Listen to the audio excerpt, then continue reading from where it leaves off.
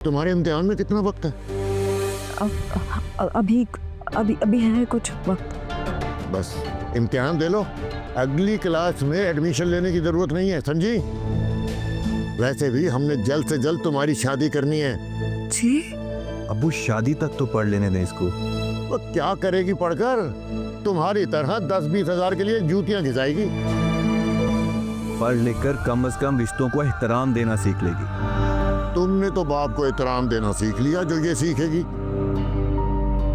चलो अंबर, ये तो यहाँ रोज का मामूल है, मैं तुम्हें ड्रॉप कर देता हूँ। हाँ हाँ, मैं तो गली का कुत्ता हूँ जो रोज भौंकता रहता है। जाओ, दफा हो जाओ तुम भी यहाँ से। नजर नहीं आना मुझे तुम दोनों, दफा हो जाओ। पता नहीं क्या समझ रखा है, कुछ समझाती नहीं हो अपनी औलाद को।